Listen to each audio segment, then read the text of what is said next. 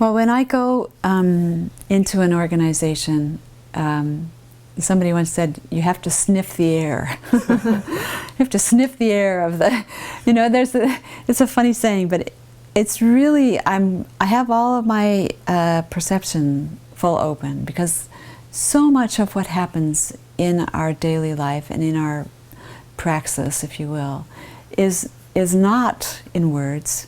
It's in the small glances or gestures, or where somebody sits habitually, or who's allowed to speak when and who's not allowed to speak in a group.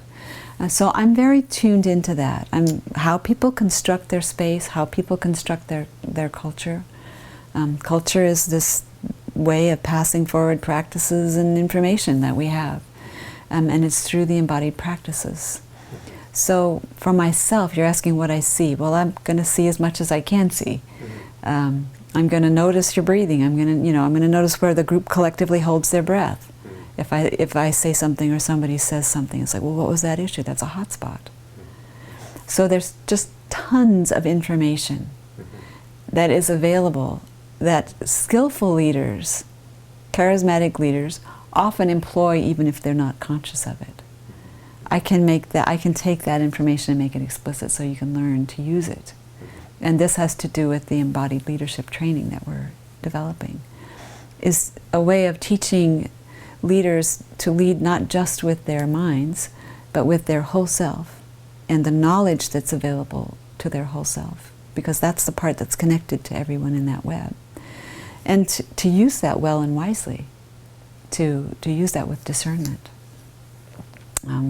Most of the time, because we live and work, most of us, in these very dense urban environments, we are functioning beyond our capacity to hold each other at a deep level of knowledge.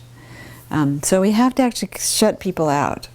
If you're dealing with 30 people or 40 people in a day, or you're in an organization where you're flying here and meeting this group of people, and then you fly and meet a new group of people over there, it's like our brains really they're not designed for that much strangeness. And you might be in this city having dinner with somebody, and then the next week you're in this city. We have to not see people too deeply. We have to not know people too deeply, because we would just simply burn up the little social brain here. It just would burn out. So that's fine, and it's protective, and it's appropriate. But what happens is our somatic self does know. Our somatic self does have a feeling for that person. We know that when we sit with them, whether we feel comfortable or not, how they're breathing, how we're breathing, we know that, but it just doesn't make it up to the conscious mind level. Now, it's possible to train yourself to attend to that kind of information, even while you're dealing with the content of whatever you're talking about. But it takes, for most of us, some training. We have to unlearn all this protective stuff that we've wrapped ourselves in, so that we really can see another person for who they are, and learn the skill for respectfully inquiring. For example, if you just told someone who works for you something, or you knew you had to deliver something that's bad news for them, there's many ways you can do that.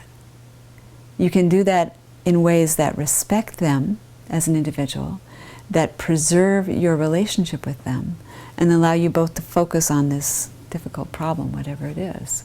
Or you can, not meaning to, of course, blast them with it. Which one is going to allow that person to be resourceful, to be creative, to help you and the organization solve that problem? Well, it's pretty clear. Yeah. It's pretty clear. So if you have knowledge and understanding of the whole of human beings, that we need to breathe, for example, and if you tell me something shocking, I'm going to hold my breath. I'm going to go, and there's no point in telling me anything while I'm on the stage, because my brain is shut down. If you wait till I go, and then tell me the next bit of news, I might hear you.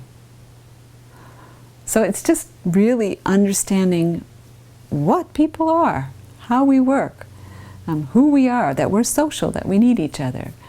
that we're absolutely tuned in and triggered by each other's somatic selves, our bodies, our faces, our posture, our movements.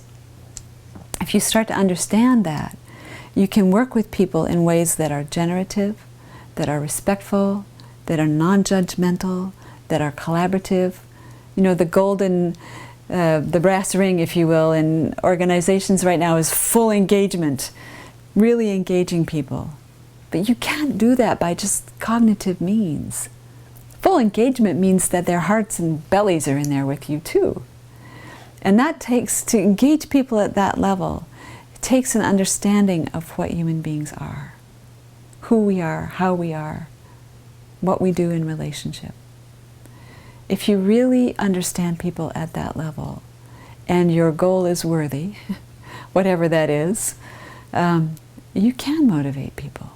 You can really encourage them to be all in.